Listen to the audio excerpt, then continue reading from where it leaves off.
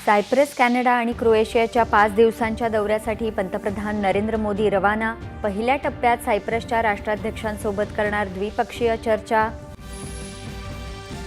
परदेश दौऱ्याच्या दुसऱ्या टप्प्यात पंतप्रधान कॅनडामध्ये G7 शिखर संमेलनात होणार सहभागी। दौऱ्याच्या शेवटच्या टप्प्यात क्रोएशियाला देणार भेट।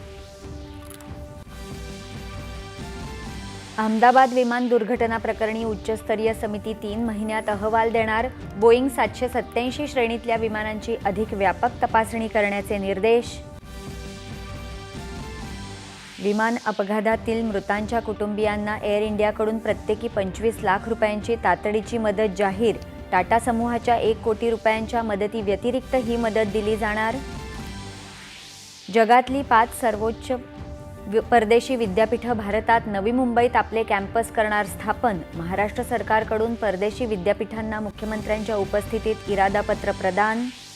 राष्ट्रीय शिक्षण धोरणामुळे देशात परदेशी विद्यापीठांसाठी दारं खुली। देशभरातल्या विद्यार्थ्यांना या विद्यापीठांमुळे अल्प खर्चात उत्तम दर्जाचं शिक्षण मिळणार। मुख्यमंत्री मुंबई भारताच्या अर्थव्यवस्थेचं इंजिन असल्याचं सांगत जागतिक अर्थव्यवस्थेसाठी भारत केंद्रित ज्ञानातूनच कुशल मनुष्यबळ तयार होईल।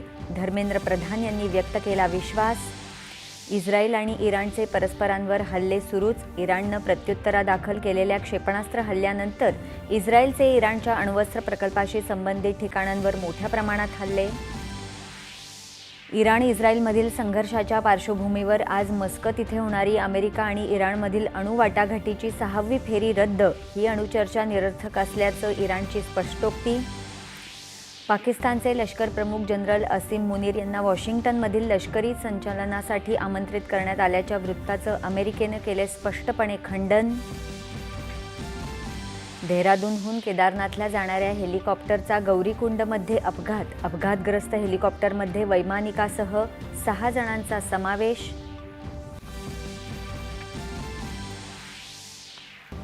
रोमहर्षक क्रिकेट कसोटी अजिंक्यपद सामन्यात दक्षिण आफ्रिकेचा ऑस्ट्रेलियावर 5 गडी राखून विजय। तब्बल 27 वर्षांनी दक्षिण आफ्रिकेनं पटकावलं विश्वविजेतेपद।